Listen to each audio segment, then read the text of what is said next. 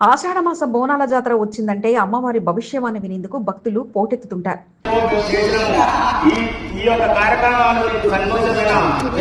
సంవత్సరాలుగా ఆనవాయితీగా బోనాల జాతరలో రంగం వినిపించే అమ్మవారిగా ప్రసిద్ధిగాంచారు.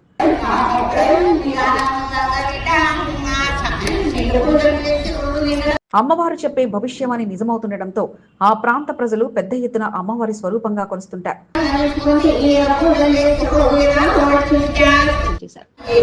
భక్తితో నిండిపోయిన ఆమె సమ్మక్క సారలమ్మ గద్దె వద్ద అమ్మవారి సన్నిధిలో కన్నుమూయడంతో మారడపల్లిలో విషాద ఛాయలు అలుముకున్నాయి.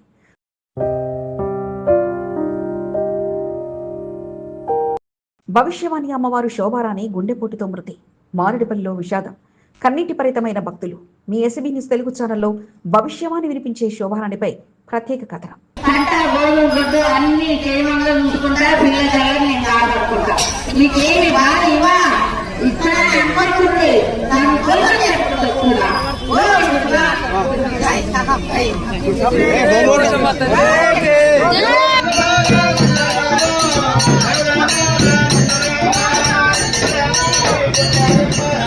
సికింద్రాబాద్ కంటోన్మెంట్ నియోజకవర్గ పరిధిలో పలు దేవాలయాల్లో జరిగే ఆషాఢమాస బోనాల జాతరలో మారడపల్లికి చెందిన శోభారాణి భవిష్యవాణి వినిపిస్తుంటారు. టికెట్ మహంకాళి దేవాలయంతో పాటు అన్నానగర్ పోచమ్మ పెద్దమ్మ దేవాలయంలో ప్రతి సంవత్సరం బోనాల జాతరకు అమ్మవారికి ఎదురుగా పచ్చికుండపై నిలబడి అమ్మవారిని ఆవహించుకొని భవిష్యవాణిని వినిపిస్తూ వస్తుంటారు. భవిష్యవాణిలో శోభారాణివి చెప్పేవి నిజమవుతుండటంతో అమ్మవారి ప్రతిరూపంగా శోభారాణిని భక్తులు కొలుస్తుండేవారు.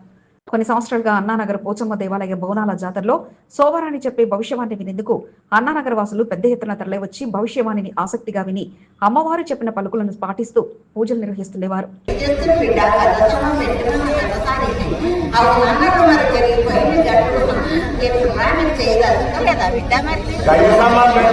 మారడపల్లి డబుల్ బెడ్రూమ్ నివాసాల ప్రాంతంలో ఉండే శోభారాణి అమ్మవారి వీరభక్తురాలు. తన నివాసంలో అమ్మవారి గుడిని ఏర్పాటు చేసి పూజిస్తూ ఉంది. డబుల్ బెడ్రూమ్ ఇళ్ల నిర్మాణాలు చేపట్టడంతో ఇంట్లో ఉన్న అమ్మవారికి గుడి నిర్మాణం చేపట్టారు. ప్రతిరోజు అమ్మవారికి విశేష పూజలను శోభారాణి నిర్వహిస్తుండేవారు. రంగం సమయంలో భవిష్యవాణి చెప్పే అమ్మవారిగా ప్రసిద్ధిగాంచడంతో నగరం నలుమూలల నుండి శోభారాణి వద్దకొచ్చి పూజలు నిర్వహించుకునేవారు సైతం ఎక్కువగానే ఉండేవారు. మారడపల్లి ప్రాంతంలో శోభారాణి అంటే తెలియని వారుండరు. ఆషాఢమాస బోనాలు వచ్చాయంటే రంగం కార్యక్రమంలో పాల్గొనాల్సిందిగా పలు దేవాలయ నిర్వాహకులు శోభారాణిని ఆహ్వానించేవారు. అమ్మవారిని ఆవహించుకుని భవిష్యవాణి వినిపిస్తుండటంతో శోభారాణి అమ్మవారికి ప్రత్యేక గుర్తింపు లభించింది.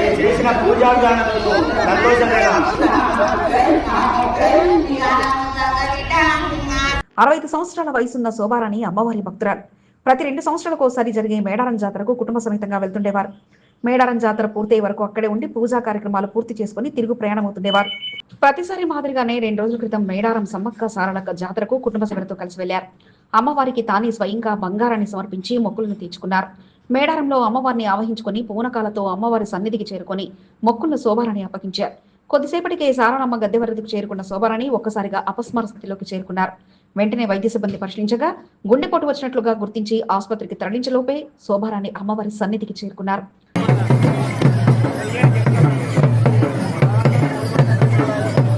నిష్ఠతో అమ్మవారికి పూజలు నిర్వహించే శోభారాణి ఆకస్మిక మరణంతో కంటోన్మెంట్ నియోజకవర్గంలో విషాద ఛాయలు అలుముకున్నాయి.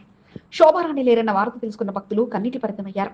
అమ్మవారి సన్నిధిలోనే తుదిశ్వాస విడిచిన శోభారాణి ఎన్నో జన్మల పుణ్యఫలంతోనే సమ్మక్క సారలక్క సన్నిధిలో ఆ భగవంతుని వద్దకు చేరుకోవడం ఎన్నో జన్మల పుణ్యఫలమంటూ పలువురు చర్చించుకున్నారు. శోభారాణి భౌతిక కాయాన్ని మారేడుపల్లిలోని నివాసానికి తీసుకొచ్చారు. పలువురు శోభారాణి పార్థివ దేహానికి నివాళులర్పించి అంతిమయాత్రలో పాల్గొన్నారు.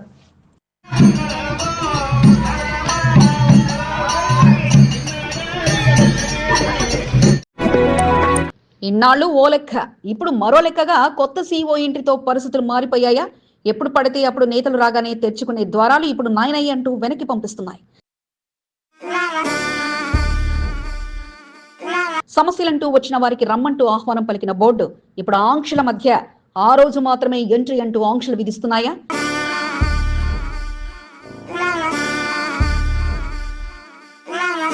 చీమ చిటుక్కుమన్నా తెలిసేలా సీఈఓ పెట్టిన నిఘా అధికారులకు తిప్పలు తెచ్చిపెడుతుందా?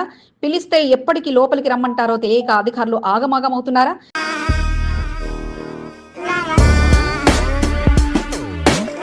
మరి సీఈఓ వైఖరి కంటోన్మెంట్ బోర్డుకు కలిసి వస్తుందా లేక తిప్పలు తెచ్చిపెడుతుందా? గంటసేపు బోర్డులో ఉన్నారంటే వారి వివరాలు సీఈఓకు అందించాల్సిందేనా? ఫైల్స్ లో కాస్త తికమకలున్న అధికారులు చుక్కలు చూపిస్తున్నారా? ఏంటి సీఓ అరవింద్ కుమార్ ద్వివేది అన్ని ఆంక్షలు విధించారా? అంతలా వారంతా ఆయన ఏంటో అర్థం కాక అవస్థలు పడుతున్నారనుకుంటున్నారా? Watch focus. వామ్మో సీఓ ఆంక్షల బోర్డ్. ఈనాటి ప్రత్యేక కథనం మీ ఎస్సీబీ న్యూస్ తెలుగులో.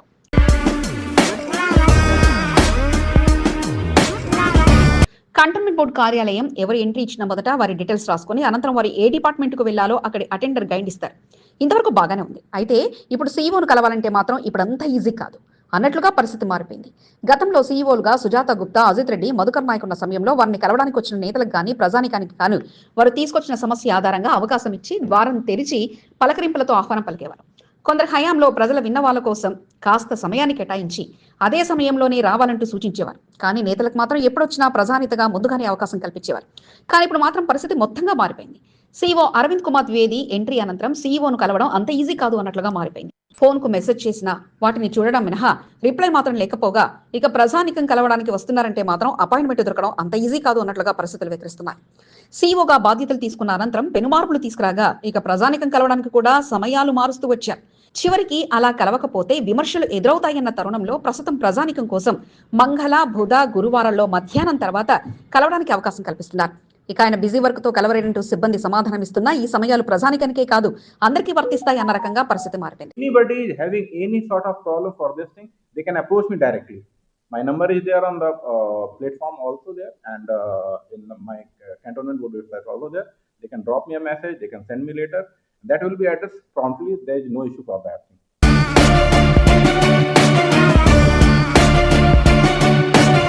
మరి ఇది ప్రజానికం నేతల వరకే అనుకుంటే అది పొరపాటే. బోర్డు ఇంజనీర్ల నుంచి మొదలుకొని ఉద్యోగుల వరకు అందరికీ ఇదే పరిస్థితి అన్నట్లుగా సమాచారం. నాడు ఫీల్డ్ విజిట్ అంటూ తమ నచ్చిన సమయానికి వచ్చే ఉద్యోగులు కూడా ఇప్పుడు ఆయన ఎప్పుడు పిలుస్తారు అంటూ ముందే వచ్చి కూర్చుంటున్న పరిస్థితి కాగా ఇక ఫైళ్లు ముందేసుకుని తిరిగేస్తున్నారు. దానికి తోడు సీఈఓ కూడా వచ్చిపోయే వారి వివరాలతో పాటు ప్రతి డిపార్ట్మెంట్ లో ఉన్న సీసీ కెమెరాలను తన చాంబర్లోని డిసిప్లో ఎప్పటికప్పుడు వాచ్ చేస్తుండడం, గంటల కొద్ది తిష్ట వేసే అధికారి ముందు కూర్చుంటే ఏంటి సంగతి అంటూ ఆరా తీస్తున్నట్లుగా సమాచారం కాగా ఇక ఎవరైనా కూర్చోబెట్టుకుని ముచ్చడించాలంటే అధికారులు భయపడాల్సిన పరిస్థితి వచ్చి పడిందన్న గుసగుసలు కూడా వినిపిస్తున్నాయి. ఇక ఆయన ఫైల్ పట్టుకుని రమ్మని పిలిచారో ఆ ఫైల్ పట్టుకుని వెళ్లిన అధికారులు ఏ సమయానికి లోపలికి రమ్మంటారో అంటూ డోర్ వద్దే వేచి చూడాల్సిన పరిస్థితి కాగా గంటల కొద్ది సమయం కూడా ఆయన పిలిచే వరకు వేచి చూస్తూనే ఉండిపోతున్న పరిస్థితి. మరి కొత్త ఫైల్ మీద సంతకం పెడతారా అనుకుంటే నాడు చెప్పులు అరగాలి ప్రభుత్వ కార్యాలయం చుట్టూ తిరగాలంటే అని చెప్పినట్లు ఒక్కో తప్పు పట్టుకొని ఆయన అడుగుతుండడం, ఇది అంత అవసరమా అంటూ ప్రశ్నల వర్షం కురిపించడం, పేపర్ మడత పెట్టి సరే మళ్లీ వాయిదా పడే అవకాశం ఉండడంతో ఆచితూచి అడుగులు వేస్తున్న పరిస్థితి. ఇక చివరికి అంతా సిద్ధం చేశామనుకుంటే బడ్జెట్ లేదంటూ వాయిదాలు పడుతున్న పరిస్థితి కొన్ని ఫైళ్ల పరిస్థితి అయితే ఇక ఆయన చేతుల మీదుగా ఫైల్ సంతకం పడిందంటే చాలు ఆ ఉద్యోగికి ఆ రోజు గెలిచినట్లే అన్న రకంగా పరిస్థితులు మారినట్లు ఉద్యోగులు గుసగుసలాడుతున్నారు.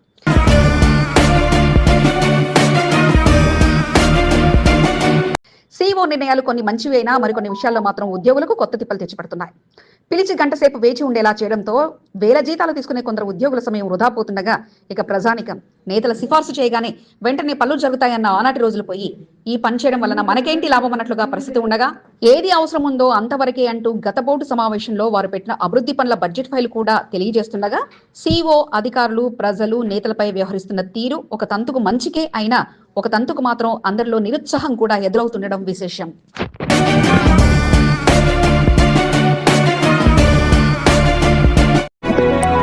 మేడారం సమ్మక్క సారలమ్మ జాతరలకు లక్షలాది మంది భక్తులు పోటెత్తారు. జంట నగరాల నుంచి భారీ ఎత్తున అమ్మవారిని దర్శించుకునేందుకు ప్రజానికం ప్రయాణం కాగా నగరం మొత్తం బోసిపోయింది. సమ్మక్క సారలమ్మ గద్దకు చేరటంతో అమ్మవారిని దర్శించుకునేందుకు భక్తులు కిలోమీటర్ల మేర క్యూ కట్టారు. గవర్నర్ జిష్ణుదేవ్ వర్మతో పాటు పలువురు మంత్రులు అమ్మవారిని దర్శించుకుని ప్రత్యేక పూజలు నిర్వహించారు. కిలోమీటర్ల మేర భక్తులు క్యూ కట్టడంతో త్వరగా భక్తులను అమ్మవారి దర్శనం చేయించడానికి పోలీసులు కష్టపడ్డారు. పలువురు మంత్రుల దగ్గరుండి ఏర్పాట్లను పర్యవేక్షించగా పలువురు ఎమ్మెల్యేలతో పాటు ముఖ్య నాయకులు అమ్మవారిని దర్శించుకుని ప్రత్యేక పూజలు నిర్వహించారు. కంటోన్మెంట్ ఎమ్మెల్యే శ్రీ గణేష్ కుటుంబ సమేతంగా మేడారం సమ్మక్క సారలక్కను దర్శించుకుని తన బరువుకు సమానంగా బంగారాన్ని అమ్మవారికి సమర్పించి మొక్కులు తీర్చుకున్నారు. మేడారంలో సమ్మక్క సారలక్క బెల్లంను బంగారంగా సమర్పిస్తుంటారు. కంటోన్మెంట్ ఉప ఎన్నికల్లో గెలుపొందిన శ్రీ గణేష్ ఎమ్మెల్యే హోదాలో మొదటిసారి సమ్మక్క సారలక్కను కుటుంబ సమేతంగా దర్శించుకుని నిలువెత్తు బంగారాన్ని సమర్పించారు. గిరిజన సాంప్రదాయాలకు అనుగుణంగా ప్రత్యేక పూజా కార్యక్రమాలు నిర్వహించారు. కంటోన్మెంట్ ప్రజలంతా సుఖ సంతోషాలతో ఉండాలని అమ్మవారిని వేడుకోవడం జరిగిందని ఎమ్మెల్యే శ్రీ గణేష్ తెలిపారు. సమ్మక్క సారలమ్మ, పగిడిగిద్దరాజు, గోవిందరాజుల గద్దెల వరకు కుటుంబ సమేతంగా భక్తి శ్రద్ధలతో పూజలను ఎమ్మెల్యే శ్రీ గణేష్ నిర్వహించారు.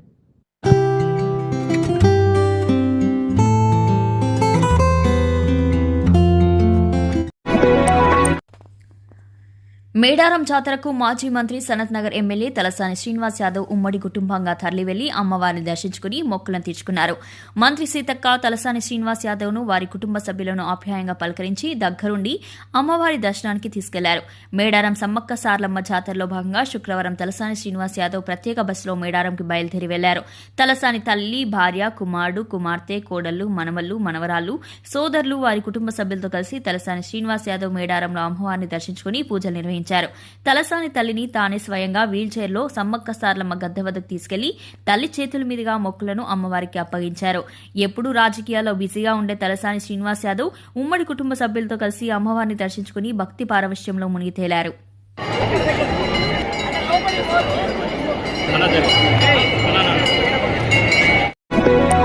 కంటోన్మెంట్ నియోజకవర్గం బోండా డివిజన్ చేపలబావిలో పెద్ద ఎత్తున సమ్మక్క సారళక్కల జాతర కొనసాగుతుంది.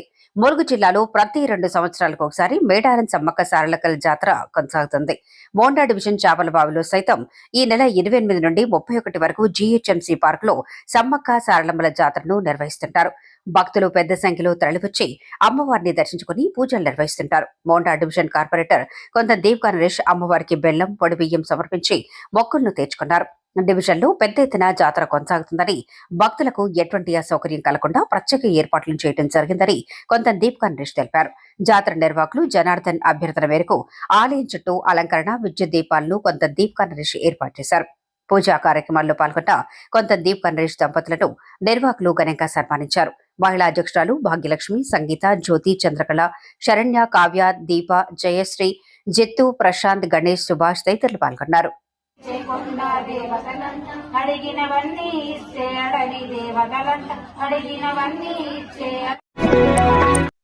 బోయిన్పల్లి మార్కెట్ యార్డ్ మాజీ చైర్మన్ జిఎన్ శ్రీనివాస్ తన టీం సభ్యులతో కలిసి మేడారం సమ్మక్క సారళమ్మ జాతరలో పాల్గొని అమ్మవారిని భక్తి శ్రద్ధలతో కొలిచి మొక్కులను తీర్చుకున్నారు. శుక్రవారం ఉదయం కంటోన్మెంట్ నుండి ప్రత్యేక వాహనంలో సమ్మక్క సారళక్క జాతరకు టిఎన్ శ్రీనివాస్ తో పాటు 2వ వార్డు బీఆర్ఎస్ అధ్యక్షుడు కుమార్ ముద్రా, సీనియర్ నాయకుడు దేవులపల్లి శ్రీనివాస్, శ్యామరెడ్డి, దేవరాజ్ కుమార్ గౌడ్, మహేష్, రాజేష్లు టిఎన్ శ్రీనివాస్ వెంట మేడారంకు బయలుదేరి వెళ్లి అమ్మవారిని దర్శించుకున్నారు. మేడారంలో మాజీ మంత్రి తలసాని శ్రీనివాస్ యాదవ్ ను జిఎన్ శ్రీనివాస్ అనే టీం సభ్యులు కలిశారు. అమ్మవారి అనుగ్రహంతో ప్రశాంతంగా దర్శనం లభించిందని, ప్రజలంతా సుఖ సంతోషాలతో ఉండాలని కోరుకోవడం జరిగిందని టిఎన్ శ్రీనివాస్ తెలిపారు. తెలంగాణ రాష్ట్ర సాధన ఉద్యమ నాయకుడు జంగిలిరాజు కుటుంబ సమేతంగా మేడారం సమ్మక్క సారళక్క జాతరకు తరలి వెళ్లారు. గత 3 రోజులుగా మేడారంలో ఉంటూ గట్టమ్మ దేవాలయాన్ని సమ్మక్క సారళక్కల గద్దెలను దర్శించుకుని మొక్కులు తీర్చుకున్నారు. ప్రతి 2 సంవత్సరాలకోసారి మేడారం జాతరలో కుటుంబ సమేతంగా పాల్గొనడం జరుగుతుందని జంగిలిరాజు తెలిపారు. మేడారం జాతరలో భాగంగా మార్గ మధ్యంలో పలు దేవాలయాలను దర్శించుకుని పూజా కార్యక్రమాలు నిర్వహించడం జరిగిందని జంగిలిరాజు తెలిపారు. మాజీ ముఖ్యమంత్రి కేసీఆర్ నిండు 100 ఏళ్లు ఆయురారోగ్యాలతో ఉండాలని అమ్మవారిని వేడుకోవడం జరిగిందన్నారు. కాంగ్రెస్ ప్రభుత్వం అక్రమ కేసుల పేరుతో కేసీఆర్ ను వేధింపులకు గురి చేస్తుందని, కేసీఆర్ కు అమ్మవారి అనుగ్రహం ఎల్లవేళలా ఉండాలని కోరుకోవడం జరిగిందని జంగిలిరాజు తెలిపారు. మహిళలు అన్ని రంగాల్లో రాణించాలని కార్ఖానా సీఐ అనురాధ సూచించారు. మహిళలు ఎటువంటి వేధింపులకు గురైనా నిర్భయంగా ముందుకు వచ్చి పోలీసులకు ఫిర్యాదు చేయాలని తెలియజేశారు. మహిళా శక్తిని చాటి చెప్పేలా ముందుకు సాగుతూ ఎంతో మందికి ఆదర్శంగా నిలవాలన్నారు. కంటోన్మెంట్ 5వ ward old Vasavinagar community hall వద్ద సీతారామాంజనేయ సేవా సమితి ఆధ్వర్యంలో అన్నదాన కార్యక్రమాన్ని శుక్రవారం నిర్వహించారు. ముఖ్య అతిథిగా కార్ఖానా సీఐ అనురాధ పాల్గొని అన్నదాన కార్యక్రమాన్ని ప్రారంభించారు. ఈ సందర్భంగా మహిళలు చేస్తున్న సేవా కార్యక్రమాల పట్ల అనురాధ వారిని అభినందించారు. పోలీస్ శాఖలో మహిళల భద్రత కొరకు ప్రత్యేకంగా షీ టీంలను ఏర్పాటు చేయడం జరిగిందని, మహిళలు ఎటువంటి ఇబ్బందులకు గురైనా నిర్భయంగా పోలీసులకు సమాచారం అందించాలని సూచించారు. సీతారామాంజనేయ సేవా సమితి సభ్యులు నిర్వహిస్తున్న కార్యక్రమాల పట్ల సీఐ అనురాధ సంతోషాన్ని వ్యక్తం చేశారు. విద్యార్థుల్లో దాగి ఉన్న ప్రతిభను వెలికి తీయడమే కాదు, విద్యార్థులకు విజ్ఞాన్ని పెంచేలా ఆ స్కూల్ యాజమాన్యం చేస్తున్న ప్రయత్నానికి పలువురు అభినందనలు తెలుపుతున్నారు. 2 రోజుల పాటు జరిగే కార్యక్రమానికి వందలాది మంది విద్యార్థులు 10 రోజులుగా కష్టపడుతూ తమ సొంతంగా ప్రాజెక్టులను ఏర్పాటు చేసి ప్రదర్శనలో ఉంచారు. తామే కాదు, తమతోటి విద్యార్థులు, పలు పాఠశాలల విద్యార్థులు మేధాశక్తిని పెంపొందించుకునేందుకు ఆ విద్యార్థులు చేసిన ప్రయత్నం ప్రశంసనీయంగా నిలిచింది. ఇంతకీ ఆ పాఠశాల విద్యార్థులు చేసిన ప్రయత్నం ఏమిటి అనుకుంటున్నారా? అయితే ఈ స్టోరీ చూడండి.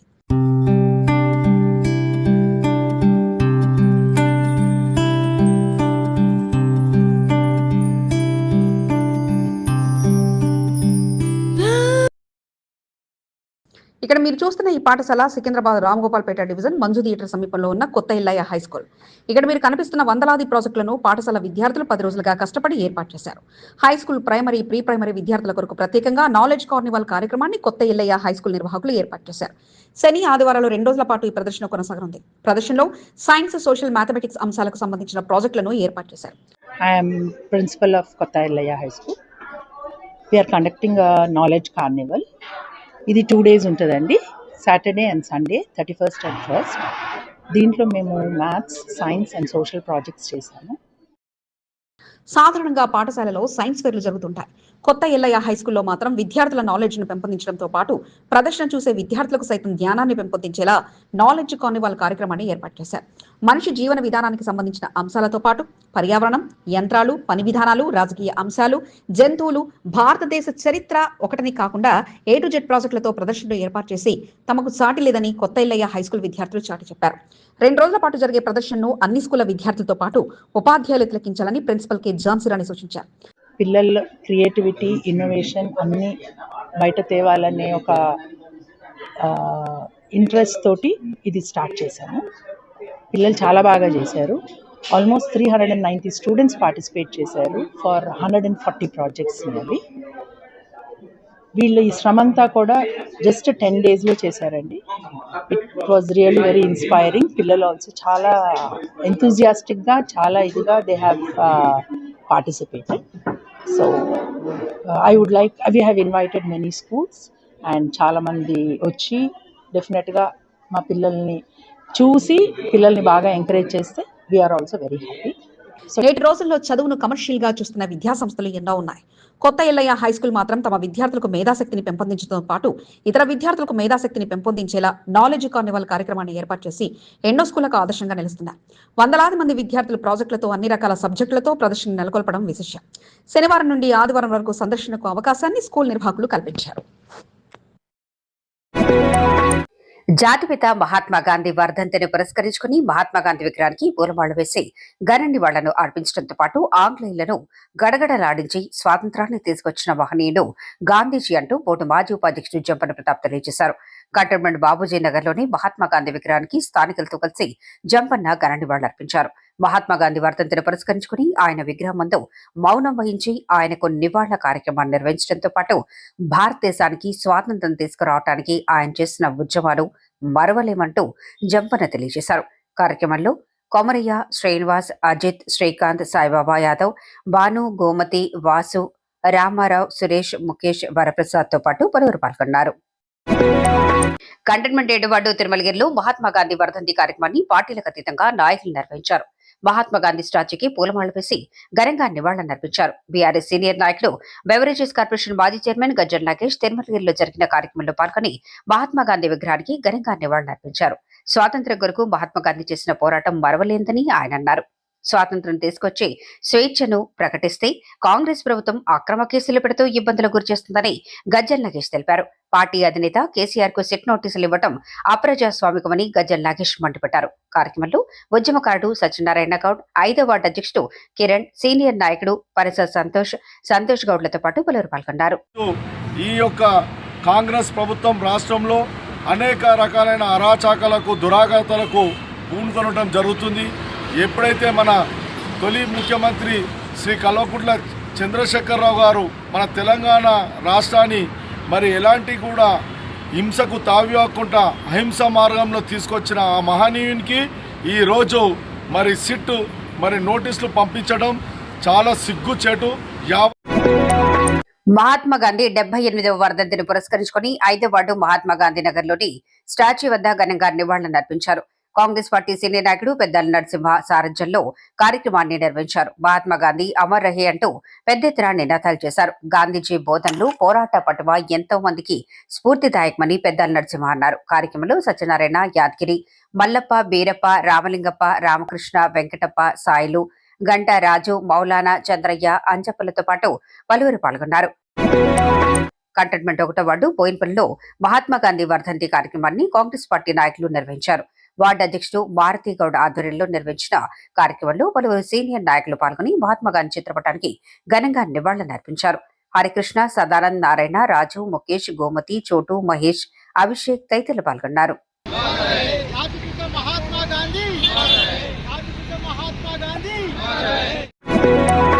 తెలంగాణ రాష్ట్రంలో బార్ అసోసియేషన్ ఎన్నికలు జరిగాయి. పలు కోర్టుల వద్ద అడ్వకేట్స్ తమ ఓటు హక్కును వినియోగించుకున్నారు. వచ్చే నెల 10న ఎన్నికల ఫలితాలు రానున్నాయి. పెద్ద ఎత్తున న్యాయవాదులు తమ ఓటు హక్కును వినియోగించుకున్నారు. పోలీసులు పెద్ద ఎత్తున బందోబస్తు నిర్వహించారు. సికింద్రాబాద్ సిటీ సివిల్ కోర్టు వద్ద పోలీసులు భారీ బందోబస్తు నిర్వహించారు. ఎటువంటి అవాంఛనీయ సంఘటనలు చోటు చేసుకోకుండా ముందస్తుగా బందోబస్తు నిర్వహించి ఎన్నికలను ప్రశాంతంగా కొనసాగించారు.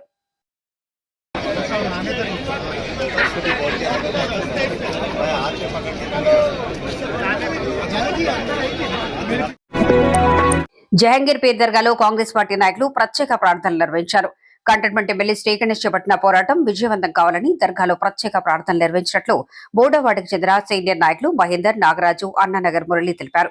మూడో వార్డుకు చెందిన పలువురు కాంగ్రెస్ పార్టీ నాయకులు కలిసికట్టుగా జహంగీర్పేట్ దర్గాకు వెళ్లి భక్తి శ్రద్ధలతో పూజలు నిర్వహించారు. పౌర హక్కుల దినోత్సవాన్ని పురస్కరించుకుని కూకట్పల్లి నియోజకవర్గం హస్మత్పేటలోని ఎస్సీ బస్సులో ప్రత్యేక కార్యక్రమాన్ని రెవెన్యూ శాఖ అధికారులు నిర్వహించారు. ఈ సందర్భంగా ప్రజల హక్కులపై అవగాహన కల్పించారు. ఎస్సీ, ఎస్టీ వర్గాలకు ప్రత్యేకంగా ఉన్న చట్టాలపై అవగాహన కల్పించారు. బస్తీ అధ్యక్షుడు నరసింహరావు, సెక్రటరీ బుర్రి యాదగిరిల సారథ్యంలో కార్యక్రమాన్ని విజయవంతంగా నిర్వహించారు. Revenue inspector Nagamani, Alwal police station head constable భాష, బస్తీ నాయకులు కుమ్మరి దేవేందర్, కుమార్ గౌడ్, రాజుగౌడ్, పద్మలత, పద్మక్క తదితరులు పాల్గొన్నారు. తుకారంగేట్ పోలీస్ స్టేషన్ సరిహద్దులను యథావిధిగా పోలీస్ స్టేషన్ పరిధిలో కొనసాగించేలా చూడాలంటూ పలు విభాగాల అధికారులను కలుస్తూ వినతి పత్రాలను రుద్రవీణ మహిళా అసోసియేషన్ సభ్యులు ప్రయత్నాలు చేస్తూనే ఉన్నారు. తుకారంగేట్ పోలీస్ స్టేషన్ పక్కనే ఉన్న పలు ప్రాంతాలను లాలాగూడ పోలీస్ స్టేషన్ పరిధిలోకి మార్చడంతో ప్రజలకు మరింత ఇబ్బందులు తలెత్తే అవకాశాలు ఉండటంతో రుద్రవీణ మహిళా అసోసియేషన్ సభ్యులు మరోసారి మల్కాజ్గిరి పోలీస్ కమిషనర్ అవినాష్ మహంతిని కలిసి వినతి పత్రాన్ని అందజేశారు. మహిళా సంఘం వ్యవస్థాపక అధ్యక్షురాలు శోభ, ఎంబీ ఫౌండేషన్ ఆర్గనైజర్ సువర్ణ, సిఆర్పీఎఫ్ మండల కన్వీనర్ ప్రవీణ్ కుమార్, రుద్రవీణ సంఘం వైస్ ప్రెసిడెంట్ నాగమణి, సభ్యులు విజయలక్ష్మి, రేవతి, మైత్రి, రోహిత్లతో పాటు పలువురు మల్కాజ్గిరి పోలీస్ కమిషనర్ అవినాష్ మహంతిని కలిసి వినతి పత్రాన్ని అందజేసిన వారిలో ఉన్నారు. ఓల్డ్ బోయినపల్లి కార్పొరేటర్ ముద్దం నరసింహ యాదవ్ పలు కార్యక్రమాలతో బిజీగా మారారు. ఉదయం నుండి సాయంత్రం వరకు డివిజన్లో జరిగిన పలు కార్యక్రమాల్లో ముద్దం నరసింహ యాదవ్ పాల్గొన్నారు. Old Boinapalli division Nagireddy colony welfare association సభ్యులు ముద్దం నరసింహ యాదవ్ను కలిసి డివిజన్లో నెలకొన్న పలు సమస్యలపై వినతి పత్రాన్ని అందజేశారు. ఎలక్ట్రికల్ వైర్లపై పావురాలు కూర్చుంటూ తరచుగా ప్రమాదాలకు గురవుతున్నాయని, వైర్లను తొలగించి బంచ్ కేబుల్ ఏర్పాటు చేయాలని విజ్ఞప్తి చేయడంతో వెనువెంటనే అధికారులకు సమాచారాన్ని ముద్దం నరసింహ యాదవ్ అందించి పక్షుల ప్రాణాలను రక్షించాలని కోరారు. పివి శర్మ, కత్తిరెడ్డి, జగన్ రెడ్డి, శ్రీధర్లతో పాటు పలువురు పాల్గొన్నారు. మహాత్మా గాంధీ వర్ధంతిని పురస్కరించుకుని ఓల్డ్ బోయినపల్లి ఆర్యవైశ్య సంఘం ఆధ్వర్యంలో నిర్వహించిన కార్యక్రమంలో ముద్దం నరసింహ యాదవ్ పాల్గొన్నారు. మహాత్మా గాంధీ విగ్రహానికి ఘనంగా నివాళులర్పించి స్వాతంత్ర్యం కొరకు గాంధీజీ చేసిన పోరాటాన్ని గుర్తు చేశారు. మహాత్మా గాంధీ స్వాతంత్రాన్ని తీసుకురావడం వల్లనే ప్రజలంతా స్వేచ్ఛగా జీవించగలుగుతున్నారని ముద్దం నరసింహ యాదవ్ అన్నారు. కార్యక్రమంలో ఆర్యవైశ్య సంఘం సభ్యులు శంకర్, అశోక్, పూర్ణచంద్ర, శ్రీనివాస్, శ్యామ్ సుందర్, రామకృష్ణ, హరిబాబు, శ్రీనివాస్, ప్రకాష్, రాంబాబు, రాజు, బాలరాజ్, శ్రీనివాస్ రెడ్డి, అశోక్, శ్రీశైలం, గణేష్, దేవేందర్లతో పాటు పలువురు పాల్గొన్నారు. చిన్నపిల్లల పట్ల అసభ్యంగా ప్రవర్తిస్తే శిక్ష తప్పదని, వారికి న్యాయస్థానం సరైన విధంగా శిక్ష విధిస్తుందని బేగంపేట సీఐ సైదుల్ తెలియజేశారు. బేగంపేటలో ఉత్తరప్రదేశ్కు చెందిన హబీబ్తో పాటు రసూల్పురాకు చెందిన సుధాకర్కు శిక్ష ఖరారు చేస్తూ న్యాయస్థానం తీర్పునిచ్చింది. చిన్నారి అత్యాచార యత్నంతో పాటు లైంగిక వేధింపుల కేసులో హబీబ్కు 25 సంవత్సరాల కఠిన కారాగార శిక్ష, సుధాకర్కు 5 ఏళ్ల కఠిన కారాగార శిక్ష విధించింది.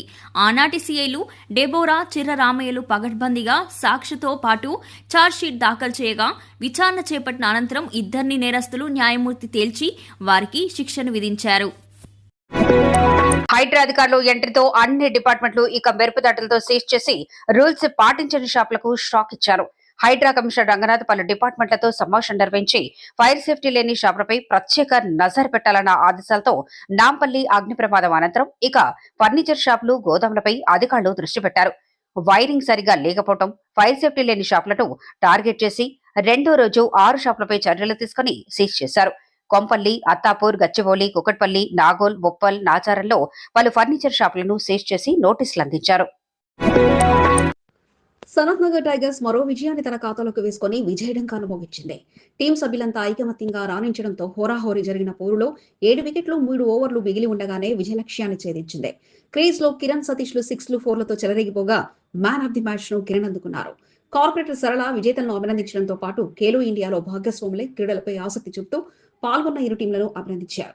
మ్యాచ్ లో మంచి ప్రదర్శన చూపించారు ప్లేయర్స్ ఇరు జట్ల వాళ్ళు. స్పోర్ట్స్మెన్ స్పిరిట్ కూడా చాలా బాగా ఉన్నది మీ దాంట్లో. మీరందరూ ఇంత గొప్ప మ్యాచ్ ఆడినందుకు, ఈ మ్యాచ్కి వచ్చినందుకు మా సాంసద్ ఖేల్ తరఫు నుంచి మేమందరం కూడా ధన్యవాదాలు తెలుపుతూ ఈ మ్యాచ్ నెగ్గిన టీంకి ప్రత్యేక ధన్యవాదాలు.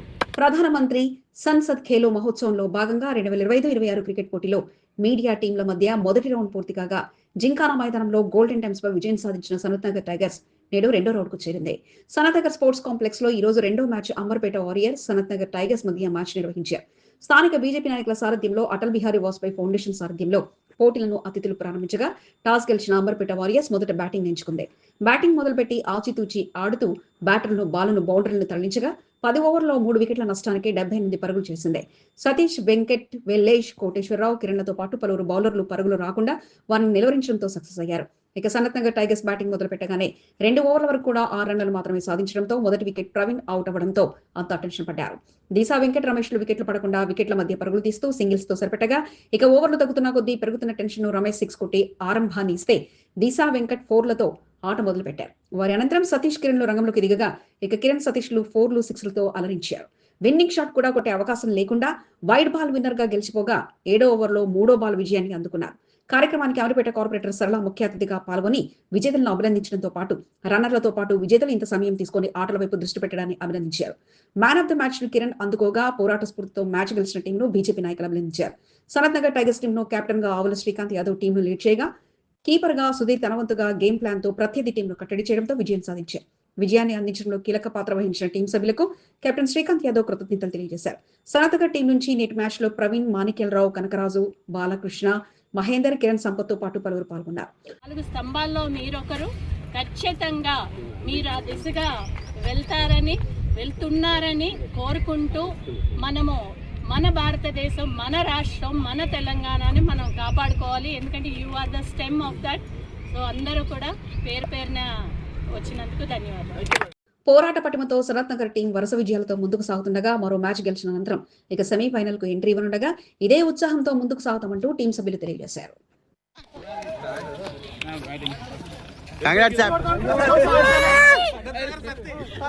మీకు ఈ వీడియో నచ్చినట్లయితే లైక్ చేయండి, షేర్ చేయండి. ముందుగా కింద ఉన్న సబ్స్క్రైబ్ బటన్ పై క్లిక్ చేయండి. ఎల్లప్పుడూ అప్డేట్ సమాచారాన్ని పొందండి.